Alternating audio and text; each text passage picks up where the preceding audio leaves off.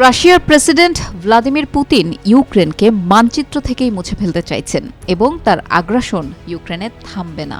তাই পুতিনকে থামাতে যা করা লাগবে ইউক্রেনকে তা করতে হবে। গত ৯ জুলাই ন্যাটোর ৭৫তম শীর্ষ সম্মেলনের উদ্বোধনী ভাষণে মার্কিন প্রেসিডেন্ট জো বাইডেন এসব কথা বলেন। বাইডেন বলেন, পুতিন ইউক্রেনকে সম্পূর্ণরূপে পরাস্ত করতে এবং ইউক্রেনের সংস্কৃতি ও গণতন্ত্রকে ধ্বংস করতে চান। বাইডেনের এই বক্তব্য ওয়াশিংটন ডিসির রোনাল্ড রিগান ইনস্টিটিউটে ন্যাটোর সম্মেলনের উদ্বোধনী অনুষ্ঠানে দেয়া হয়। এখানেই ১৯৪৯ সালে ন্যাটো প্রতিষ্ঠিত হয়েছিল। এই সম্মেলন বাইডেনের রাজনৈতিক জীবনের জন্য অত্যন্ত গুরুত্বপূর্ণ, কারণ সম্প্রতি ডোনাল্ড ট্রাম্পের সঙ্গে নির্বাচনী বিতর্কে ধরাশায়ী হয়ে চাপের মুখে আছেন তিনি। নিজ দলের সমর্থকদের বিশ্বাস ফেরাতে এই সম্মেলনে বাইডেনকে প্রমাণ করতে হবে যে তিনি এখনও নেতৃত্ব দেওয়ার ক্ষমতা রাখেন।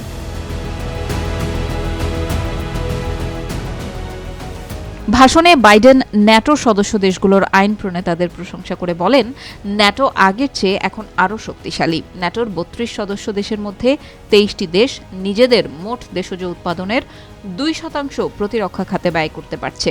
এ সময় তিনি ট্রাম্পের সমালোচনার জবাব দিয়ে বলেন, ট্রাম্প বলেছিলেন যে ন্যাটোর যেসব সদস্য দেশ তাদের প্রতিরক্ষা খাতে যথাযথ ব্যয় করতে পারবে না, সেসব দেশের জন্য যুক্তরাষ্ট্র এগিয়ে আসবে না।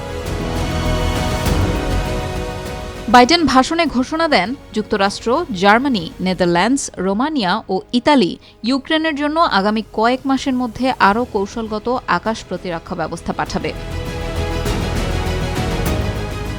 ন্যাটো সম্মেলনের বক্তব্যে বাইডেন ন্যাটোর গুরুত্ব ও আন্তর্জাতিক স্থিতিশীলতার উপর জোর দেন এবং ইউক্রেনকে সমর্থনে অটল থাকার প্রতিশ্রুতি পুনর্ব্যক্ত করেন।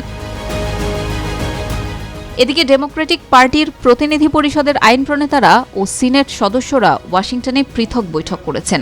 এ বৈঠকে বাইডেনকে প্রার্থী রাখা নিয়ে মতবিরোধ বিদ্যমান ছিল। বাইডেন ১১ জুলাই এক সংবাদ সম্মেলনে অংশ নেবেন বলে জানা গেছে, যা নিয়ে সবার নজর এখন সেখানে।